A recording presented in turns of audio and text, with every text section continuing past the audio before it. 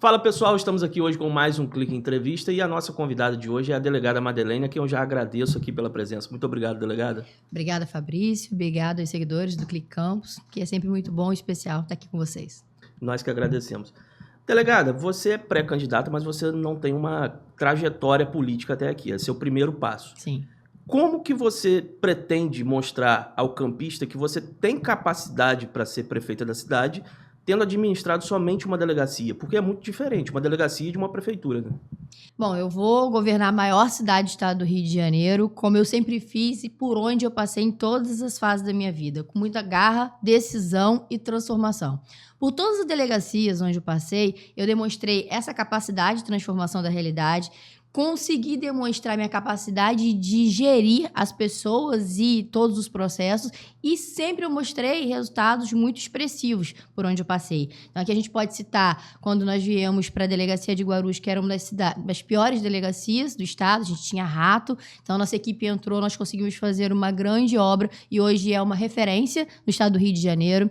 Quando nós assumimos a delegacia de São João da Barra, nós encontramos ali uma situação complexa, o delegado tinha acabado de ser preso, então, com uma equipe bem formada, nós fizemos grandes trabalhos que são reconhecidos, inclusive, até hoje pela população de São João da Barra. Quando assumi a delegacia da DEAN, nós fizemos ali um trabalho massivo de conscientização das mulheres, um efetivo combate à violência doméstica e hoje a Delegacia das Mulheres de Campos é reconhecidamente um modelo de gestão no estado do Rio de Janeiro.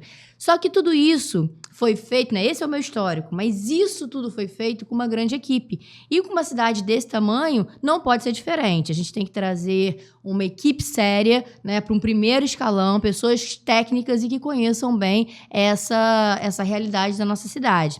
Então, quando me perguntam, e assim, muitas pessoas me fazem essa pergunta sobre a minha experiência, eu falo que eu não quero essa experiência de um grupo que está aí na nossa cidade há mais de 30 anos, em que a gente vê exatamente o contrário daquilo que eu fiz. Onde eu passei, eu transformei. E o que a gente vê desse grupo é, eles acabaram com a nossa economia, acabaram com a geração de emprego, acabaram com o transporte da nossa cidade. Então, fica aí a escolha para o eleitor, né, de olhar a balança e ver se ele quer, na governança da nossa cidade, alguém que tem um histórico de realização ou alguém que só produziu miséria, que é o que a gente vê hoje. Quando a gente pensa em 250 mil pessoas, né, na linha de pobreza, a gente vê que o que esse governo está fazendo é o crescimento da miséria. Então, tá aí, é analisar a vida pregressa de cada um e eu tenho certeza que, quando colocar na balança, o eleitor vai saber escolher. Você fala que o atual grupo político destruiu a economia da cidade. Só que se a gente pegar os números, o governo Rafael Diniz sai deixando 1,6 bilhão de orçamento. Vladimir conseguiu chegar a 3,1. Esse aumento no orçamento não é um mérito do atual grupo político, não é um mérito do prefeito em ter articulação para conseguir trazer esse dinheiro para Campos?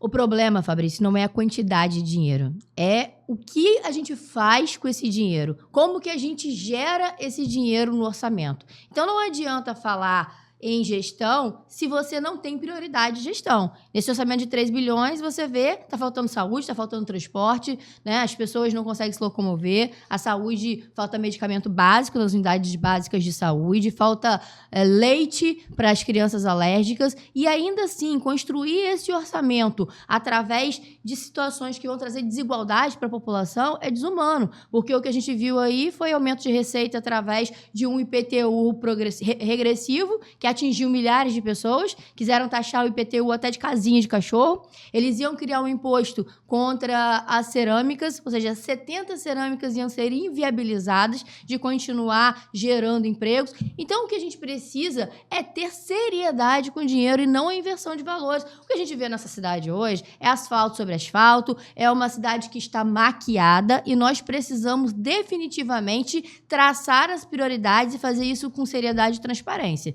Então, não é uma questão de dinheiro, mas é como se emprega esse dinheiro de verdade para trazer qualidade de vida para o povo.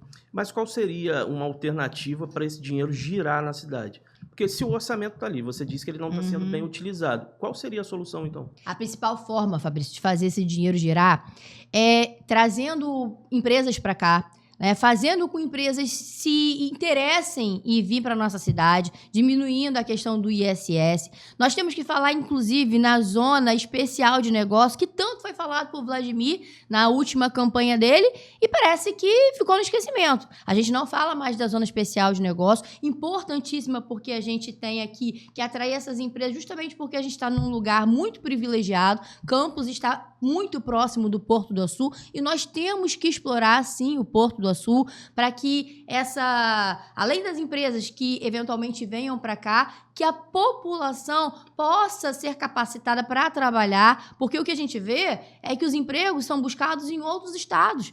Vão para o Espírito Santo, vão para o Rio de Janeiro buscar a mão de obra. Nós não temos hoje o centro que tanto se falou, não se trouxe uma alternativa para o centro da cidade. Nós pensamos em levar as sedes administrativas para voltar a circular. Nós precisamos trazer aquilo ali como um centro gastronômico para que as pessoas possam ter interesse. Além disso, a questão do transporte, as pessoas não vão porque realmente não tem transporte para que elas possam circular livremente na nossa cidade. Então, é tratar com seriedade essa questão dos investimentos, e para isso a gente tem que pensar em várias questões. Você tem que pensar, como eu falei, na isenção fiscal, você tem que pensar no escoamento, ou seja, infraestrutura para que essas empresas possam escoar a sua produção. A gente tem que pensar em ajudar essas pessoas através, inclusive, de um marketing da cidade para atrair essas empresas. São muitas as questões que precisam ser tratadas, e não tratar, por exemplo, o petróleo como uma energia infinita. Nós sabemos que o petróleo é uma energia finita, os royalties do petróleo eles tendem a diminuir e ao final findar-se. Então nós temos que pensar isso com muita seriedade para a nossa população, porque nós estamos hoje alimentando realmente o assistencialismo, alimentando a miséria e a pobreza, sem pensar numa porta de saída para tudo isso. Nessa parte de miséria e pobreza, o Jefferson e o Twin já estiveram aqui, e eles trouxeram dados que Campos tem 250 mil pessoas no CadÚnico, tem 170 mil pessoas desempregadas. A gente sabe que existe esse problema, só que o que a população não está enxergando ainda é como resolver isso, porque é um problema que se arrasta de anos. Como que você vê uma alternativa para esses dois problemas especificamente? Do assistencialismo? Sim. Bom, primeiro que o assistencialismo ele precisa acontecer para determinada camada da população. Tem pessoas que realmente estão numa linha de pobreza extrema que elas precisam desse assistencialismo. Isso aí é definitivo. Só que nós precisamos pensar em formas de diminuir isso capacitando as pessoas. E aí você vai entrar com a questão dos investimentos, porque se você gera emprego, se você gera dignidade e essas pessoas são estimuladas a sair dessa zona de pobreza, é óbvio que existe um período, existe um processo. Isso não se dá com uma canetada. Não é assim que acontece. E ainda existem formas legais de trazer essas pessoas para fazer a contraprestação através de trabalho para o próprio município. Então, há formas de se pensar. É claro que nós vamos trazer isso no nosso programa de governo, não quero aqui adiantar, mas nós estamos pensando formas absolutamente legais de fazer essa massa que hoje está absolutamente imersa no assistencialismo, fazer isso transformar em produtos e serviços que automaticamente vai despejar mais dinheiro no comércio local, e aí essa economia ela se retroalimenta. Existe forma, mas precisa querer fazer, Fabrício, porque o que a gente percebe é que esse governo, ele alimenta essa indústria do assistencialismo para que de 4 em 4 anos venha aqui e fique construindo essa massa de manobra. Então, as pessoas precisam sair dessa miserabilidade eleitoreira. Eu acho que isso é o que mais me determina ter vindo para a política, porque eu vejo que passa ano, entra ano, e a gente consegue perceber que continuamos fazendo mais do mesmo. Existe uma chance, eu estou aqui decidida a fazer algo diferente para que essas pessoas construam uma mentalidade junto com o governo, junto com a própria iniciativa privada também, porque o governo sozinho não consegue resolver isso numa tacada só. Nós vamos precisar unir os nossos esforços para fazer a diferença e construir uma cidade da qual nós temos orgulho. Sim. Um outro ponto também que a gente tem que abordar aqui, agora partindo mais para a área eleitoral e política, você aparece na última pesquisa em 3º lugar. Na sua frente estavam o Vladimir e a Carla. A Carla deixou de ser candidata e o Jefferson assumiu a vaga do PT, pelo menos como pré-candidato. Você acha que esses votos da Carla podem migrar para o Jefferson, e como que você vê o cenário atualmente?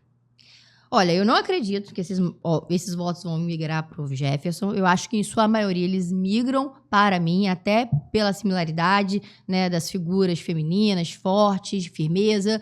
E, em relação ao Jefferson, a gente tem que parar para pensar que quem está por trás de Jefferson? Lula, Lindbergh, Gleisi Hoffmann, Dilma, pessoas que foram investigadas por corrupção. Será mesmo que a população de Campos merece isso? Né? Alguém que esteja com essa linha de política para estar no segundo lugar? Eu não acredito. E, Fabrício, muito se fala aí do favoritismo de Vladimir, do oba-oba, já ganhei. Eu acho isso até engraçado. E eu até quero crer que eles fiquem pensando nisso enquanto a gente vai trabalhando bastante. Porque a minha perspectiva é completamente diferente. Porque final do ano passado, em novembro mais ou menos, foi feita uma pesquisa em que o Vladimir estava com 76% de aprovação, mas ali não tinha oposição nenhuma, né? E muito disso se deu em relação à comparação com o governo do Rafael Diniz, que não foi, segundo a população, um bom governo. E, nesse ano, acho que mais ou menos em abril, foi feita uma nova pesquisa em que ele aparece ali por volta de 50%. Se a gente parar para pensar, houve um decréscimo de 20%. Se a gente continuar nessa linha, se ele continuar caindo em 20 pontos percentuais, ainda há probabilidade que eu vença, inclusive, no primeiro turno. E, além disso, quero dizer o seguinte, que essa pesquisa foi feita quando meu nome acabou de ser citado. Muitas pessoas ainda não me conheciam, muitas pessoas não sabiam que eu era a pré-candidata de oposição. Então, hoje, meu nome já figura muito bem. Nós acreditamos que nas próximas pesquisas eu vou estar aí, provavelmente, em segundo lugar. Se você for olhar, por exemplo, historicamente, esse favoritismo, ele não quer dizer muita coisa, porque na campanha de 2022, por exemplo, Zema, a essa altura, estava com 1%. E olha aí, se tornou governador do estado. O presidente Bolsonaro, em 2018, nesse momento das pesquisas, ele estava com 4% e se tornou o presidente do país. Então, eu acho que pesquisa, ela pode ser um balizador do momento, mas nunca do futuro. E eu creio que nós seremos, eu serei, né, a futura prefeita dessa cidade em 2025. Você falou aí sobre o governo Rafael Diniz também, que existe uma comparação do governo Vladimir com o governo Rafael Diniz. Sim. Só que, assim como você hoje, ele também não tinha um histórico político. Sim. Você acha que isso pode gerar alguma como que se diz? Alguma barreira na sua candidatura? Eu acho que é o contrário. O Rafael tinha um histórico político, sim. O avô dele foi prefeito da cidade. Não, sim, mas ele não tinha como executivo. O Rafael nunca tinha sido prefeito, nunca tinha administrado um município. Você acha que isso pode gerar alguma resistência da população ao seu nome? Mas o Vladimir também nunca foi gestor. Nunca geriu nada. Então, qual é a experiência? Eu não entendo quando as pessoas falam dessa experiência. Gente, existe sempre uma primeira vez, só que eu já faço gestão da coisa pública há 16 anos. Ah, Madeleine, mas uma delegacia não é igual à cidade. Claro que não é.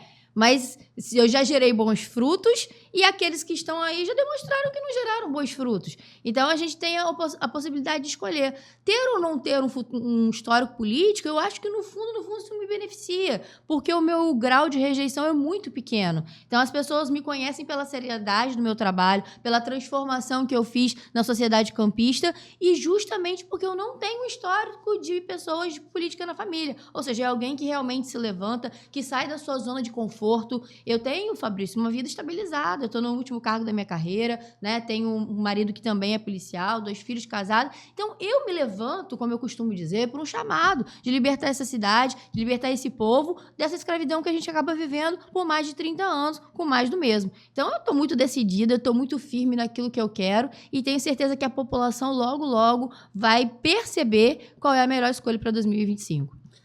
No mês passado, houve uma polêmica também envolvendo seu nome, que foi numa reunião com o Marquinhos Bacelar, que o Rodrigo Amorim fez algumas ofensas ali ao prefeito Vladimir. Naquele momento, você não se pronunciou. O que houve ali e por que você ficou em silêncio? Fabrício, eu quero deixar muito claro isso para a população, porque o fato de eu estar num palco, né, com o deputado Amorim não significa que eu compactue com todas as falas dele. E, de fato, não compactuei. Mas agora, o que aconteceu ali foi que, né, essa política vitimista de sempre, nós estamos acostumados, fez acreditar que eu era responsável pelas palavras de um homem. Quiseram me atacar. Fabrício, tinham 20 pessoas no palco. Dessas 20 pessoas, 10 eram autoridades constituídas. 5 eram deputados estaduais. Inclusive, dentre eles, tinha um corregedor. Sabe quem foi a única pessoa que foi atacada nesse episódio todo? uma mulher. Então, eu achei isso, assim, um absurdo, eu achei isso abominável, só que eu não sou uma pessoa vitimista, eu sempre lutei e vou continuar lutando em favor das mulheres, essa sempre foi uma bandeira minha. Agora, querer manchar a minha imagem pelas palavras de um homem, ainda foram pra Câmara dizer que eu tinha que abaixar a cabeça. Fabrício, eu não abaixo a cabeça pra ninguém, eu vou abaixar a cabeça pra algum homem. Então, assim, eles estão acostumados com isso, eles gostam desse vitimismo, eles gostam dessa política baixa e colocaram, na verdade, o que eles quiseram foi expor duas mulheres, eu e, infelizmente, a primeira-dama. Então, assim, algo de baixo nível. E eu vejo, assim, uma irresignação muito seletiva, porque há 2 dias, mais ou menos, o governador esteve aqui e ele disse, né, que, segundo ele, né, segundo o prefeito da cidade, disse que não subiria num palco com quem ele diz que agride mulheres. 2 dias depois ele estava num palco com um político que entrou na casa de uma pessoa, né, da esposa, da ex-companheira, depenou o apartamento, deixando o filho amigo. Que indignação seletiva é essa? Eu não vi ninguém, por exemplo, indo para as ruas fazendo vídeo quando as mulheres estavam sem leite. Eu não vi nada disso. E vi, infelizmente, mulheres que foram manipuladas por homens, mulheres que lutaram a verdadeira luta da violência doméstica comigo e manipuladas por homem para gravar vídeo. Achei isso, assim, de uma covardia e eles querem esse tipo de baixaria e eu me comprometi, Fabrício. Eu não vou entrar nesse tipo de baixaria. Eu vou discutir, sim, a cidade com maturidade, geração de emprego, geração de renda e não ficar falando sobre coisas baixas, que é o que a gente está acostumado a ver na nossa política. Eu sou uma mulher séria. Se você quiser discutir comigo a geração de empregos, como eu falei, os 250 mil pessoas que estão aí na linha de pobreza, nós vamos discutir. Mas essa baixaria, eu não vou perder meu tempo. Mas você não teme que isso possa parecer para o campista um pouco de covardia da sua parte não entrar nessas discussões? Covardia comigo? Covardia foi o que eles fizeram comigo, me colocaram de alvo. Então, o que eles queriam, Fabrício? Era alimentar essa discórdia entre mulheres. Eles queriam me tirar do lugar da luta da violência doméstica. Pera lá, essa luta é minha, não é deles. Entende? Essa luta é minha e eu tenho números que comprovam isso. A Delegacia das Mulheres hoje é reconhecida no Estado pelo trabalho que nós fizemos em 1 ano de combate à violência real. Então, isso aí que eles estão querendo fazer é mais do mesmo, é o que eles estão acostumados a fazer, o vitimismo, a vergonha, o que eles fizeram com esse episódio. Eu não vi, por exemplo, toda essa algazarra quando o mesmo deputado chamou a primeira-dama ou chamou o prefeito, ofendeu o prefeito lá em 2021 na Assembleia. Eu não vi essa mobilização toda. Agora, porque tinha uma pré-candidata mulher que está fazendo a diferença, que entrou para fazer a diferença, eles já reconhecem isso, criaram essa quizumba. Eu não vou entrar nessa polêmica. Agora, me chama para tratar de assunto sério, que eu vou me prontificar imediatamente para tratar das questões importantes para nossa cidade. Agora, a gente falando aqui da parte mesmo administrativa da cidade, todos os pré-candidatos que estiveram aqui falaram que o principal problema do governo hoje é o transporte. Isso já foi dito até pelo Vladimir, que é o calcanhar de Aquiles do governo dele. Sim. A gente sabe que não é um problema simples. Não é. Mas que está aí, então tem que ser resolvido. Como resolver o problema do transporte de Campos, Madeleine? Quero dizer que essa foi a plataforma principal do governo de Vladimir. Ele dizia que ia colocar passagem social, que ia acabar com os terminais, né, do governo Rafael Diniz e que ia trazer ônibus de qualidade para a nossa população. O que você vê hoje é exatamente o contrário.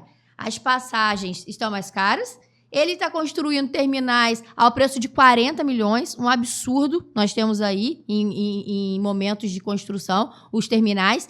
E ainda assim, nós não temos ônibus. Então, eu vou perguntar para vocês, o nosso transporte, ele melhorou? Claro que não. É um problema de difícil solução que tem que ser tratado com seriedade, mas a gente tem que pensar não só em transporte, mas em mobilidade pública. Porque quando você vê, por exemplo, hoje, a pessoa que ele escolheu para cuidar da nossa cidade é uma pessoa que não mora em Campos, que não conhece a cidade, que colocou ciclovia pela cidade inteira, não entendendo quais eram os interesses contrapostos ali, ciclovia na frente de hospitais, ciclovia na frente de escolas, ele acabou com os estacionamentos e, principalmente, acabou com quem já vinha sofrendo, que era o comércio. Então, eu acho que todo o pensamento para crescimento da população tem que ser discutido e tem que se pensar, né, em minimizar esses danos. Então, pensar no transporte é pensar de forma coletiva, não é trazer alguém para cá que não conhece a cidade, que não tem planejamento. A gente pensa ali, por exemplo, eles fizeram um contorno sem planejamento ali no São José. 2 dias depois a população foi lá brigar e com razão, e eles tiveram que tirar. A ponte Barcelos Martins, eles iam inviabilizar a passagem de motos por ali. Depois teve uma mobilização mais uma vez, eles tiveram... Ou seja, não é pensado. Alguém que não conhece a realidade da nossa cidade está cuidando do transporte da nossa cidade. É isso que a nossa cidade merece? É isso que Campos quer? Então, nós temos que pensar num plano de mobilidade séria. Não é só um plano de transporte, é um plano de mobilidade que encare isso de uma forma séria para trazer o principal direito da população, que é o direito de ir e vir. Madeleine, você falou agora sobre o comércio de Campos que está agonizando, e lá no início da nossa conversa você falou sobre trazer empresas de fora, dar incentivo, tudo isso. Como equilibrar as contas públicas tendo um gasto muito alto e diminuindo impostos, por exemplo? Fabrício, a forma mais certeira de fazer isso é reduzindo a corrupção e trazendo transparência para a gestão do nosso município. Nós temos outros exemplos que são os RPAs. Custam aos cofres públicos cerca de 100 milhões ao ano. Será que todos esses RPAs estão realmente trabalhando nos seus postos de trabalho? Ou nós estamos falando de RPAs fantasmas? Como o caso do médico que foi flagrado dando consulta na Bahia, quando, na verdade, ele deveria estar dando plantão aqui no HGG. É esse tipo de coisa que nós precisamos combater com muita seriedade. E nós temos que entrar nessa prefeitura fazendo todo tipo de fiscalização, junto com o Ministério Público, o Tribunal de Contas, fazer efetivamente uma auditoria para saber onde é que estão e como estão sendo empregados os recursos públicos na nossa cidade. Eu acho que a gente já tem um bom começo por aí. E, a partir disso, nós vamos conseguir, além de trazer outros incentivos, nós temos aí o ICMS Verde, que é uma receita grande, que nós precisamos apresentar projetos para buscar. Temos formas de reduzir, inclusive, o custeio através de energia fotovoltaica, de economia de luz e água, né, como a gente pode ver através de inovação. Então, é preciso ter um olhar diferenciado para enxugar as contas, porque essa é a forma garantida de que a gente vai sobrar dinheiro nos cofres públicos para empregar na qualidade de vida do munícipe. Agora, voltando para a parte eleitoral, agora vamos falar da eleição de vereador. Você conta com o apoio de 3 partidos, que é o Solidariedade, União Brasil e o PSD. Isso. Qual a expectativa de quantos vereadores vão ser eleitos ali? Bom, a gente não tem, assim, eu não consigo fazer, Fabrício, essa matemática. Eu não sou da política. Eu prefiro acreditar que nós estamos trabalhando muito seriamente para fazer uma excelente bancada. A importância dessa bancada para que a gente possa ter uma boa governabilidade. Mas eu acredito que a gente está falando aí, com certeza, de mais de 12 vereadores. Mas eu não sou a pessoa mais indicada para te dar essa expectativa nesse momento. Então tá bom, Madeleine. Madeleine, eu te agradeço pela conversa aqui. As portas aqui estão sempre abertas. Mas antes eu queria que você deixasse um recado para a população naquela câmera ali. Pode falar o que você quiser. O tempo é seu. Uma cidade, para ser próspera, ela precisa ter transporte, ela precisa ter saúde, ela precisa ter geração de renda e empregos. E, além disso, ela precisa ter autoridade. Eu me levantei como uma mulher firme, de coragem, que vem para essa cidade para fazer uma nova política de transformação. Eu acredito que eu sou parte disso e eu tenho certeza que o eleitor vai colocar na balança, né, qual é o histórico, minha vida pregressa e a vida pregressa desse grupo que está aí e vai fazer a melhor escolha em 2025. Obrigado, Madeleine. Te agradeço mais uma vez. Pessoal, ficamos por aqui. Até a próxima. Fique ligado no Clique Campos.